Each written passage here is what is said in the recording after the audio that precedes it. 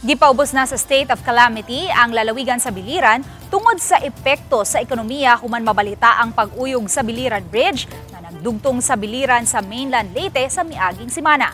Si Nico Sereno sa report.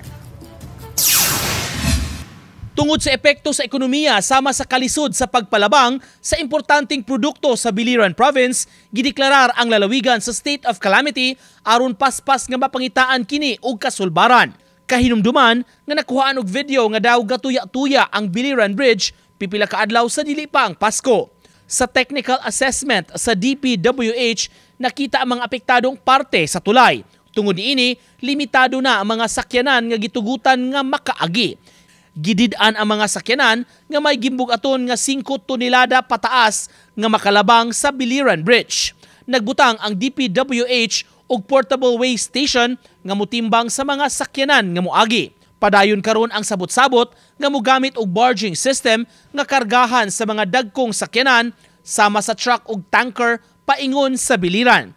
20 ka tuig ang nakalabay katapusang gigamit ang barging system samtang giayom-ayom pa ang bridge kundi gipatuman sab kaniadto ang total closure.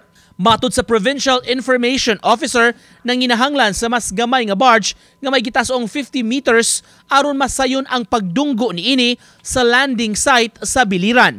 May mga ship captains na nga gasusi sa landing site nga miangkong dagko ang ilang mga barge ug lisod imaniobra aron makadunggo. Mitabang na sab ang business community aron mahatagan og kasulbaran nga mahatod ang mga produkto ug ang petrolyo sa lalawigan.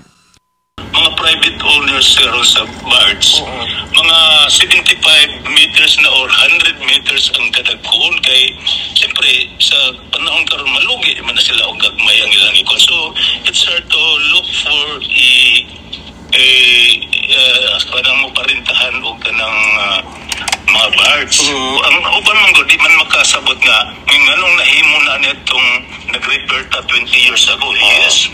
Daghan nga itong gagmang barge. So, ang kanadihang area, ang pagmaneuver god okay sa gagmay. Pero lisod sa dagko kay company mo ang current sa dagat. Samtang tungod sa calamity declaration, gipatuman karon ang price freeze sa mga presyo sa nagunang palaliton.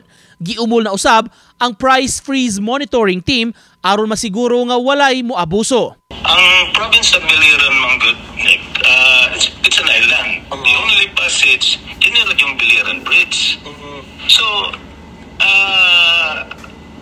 talagang ma-determine ng doon ako'y kinahanglan og necessary repair niya, medyo repair maganda. Kaya ang atong alaw karon 5 tons below lang sa mga light vehicles. So, apektado kayo ang among commercial dere.